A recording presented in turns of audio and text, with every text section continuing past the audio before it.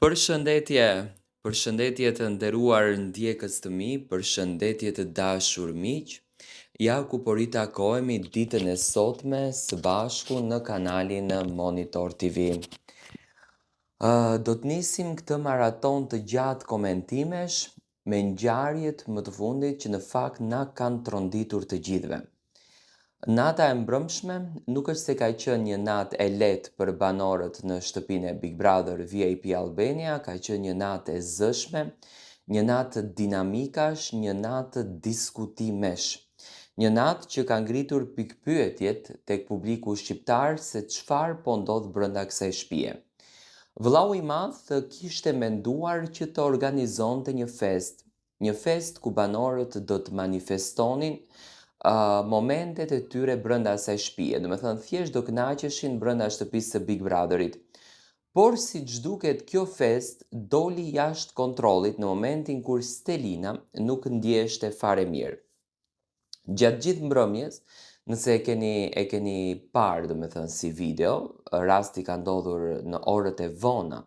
të natës. Stelina ka qenë e pozicionuar tek tavolina e madhe me shumë karige në verandë, atje ku zakonisht qëndronte vetëm. Ajo nuk është se e festonte, ishte shumë e mërzitur, ishte shumë e thyer shpirtërisht, bazuar apo krahasuar me Inën, që Ina ishte shumë e lumtur, kënaqej, argëtohej, e shijonte të gjithë momentin dhe dëshironte që t'i bënte pak flirt në një farë mënyre Caseyt. Edhe pse Casey thotë unë e kam mbyllur komplet raportin me Inën, Ina është ajo që dëshiron të bën pak flirt dhe dëshiron që të jetë në qendër të vëmendjes. Por çfarë ndodhi? Nga teprimi i alkoolit, Stelina përfundoi që vajzat ta ndihmojnë që ajo të bënte një dush. Dhe nga momenti që Stelina bënte dush, që do të thënë ishte në gjendje të rëndë shpirtërore, psikologjike, nuk dua të them shëndetësore, ajo nuk e përballon dot ndarjen me Caseyn, ajo nuk e përballon dot largimin me Caseyn, është shumë xheloze, nuk e pranon dot realitetin, xhelozia ja shkatron shpirtin dhe Stelina për një periudhë të caktuar, do të thënë nuk doli më në kamera, apo thënë shqip u zhduk krejtësisht nga shtëpia e Big Brotherit. Pikpyetja më e madhe është se ku shkoi mbrëm Stelina? E morën produksioni që ta qetësojnë edhe t'i bëjnë kontrolla mjekësore, do me thënë, shkoi në një bisedë në dhomën e rrëfimit dhe ka fjetur në dhomën e rrëfimit atje ku në fakt e kanë trajtuar çështjen e Stelinës, por Stelina nuk ishte më nën vëzhgimin e kamerave dhe gjendja e saj u rëndua jashtëzakonisht shumë. Casey u mërzit tepër, u lëndua tepër, u thye shumë, nga që nuk priste dhe nuk dëshiron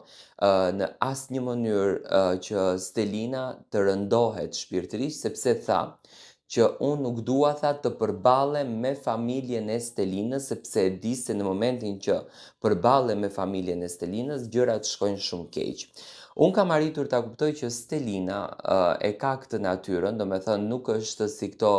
vajzat apo si disa vajza të tjera që ne jemi mësuar t'i shohim që për shembull nuk është si u bëhet vonë kur dështon një lidhje, nuk është se nuk lëndohen, në qoftë se vjen një ish brenda asaj shtëpie, do të thënë Stelina e ka shumë të vështirë ta përballoj ardhjen e në këtë rast do të thënë të Inës, marrëdhënien që Casey ka kaluar me të, shoh një lloj dashurie, sepse po të mos kishte dashuri, Stelina nuk do të bëhej në këtë gjendje në të cilën është. Do të thënë, shoh nga disa komentues është hermetike, thonë, nuk më duket hermetike, por dashuron dhe dashuria nuk kontrollohet. Ajo është ndjenjë shpirtërore dhe sidomos ato të cilët e përjetojnë siç është faza e Stelinës, do të thënë është një fazë që ne fatkeqësisht e kemi parë vitin e kaluar, do me thënë, këto skena kanë qenë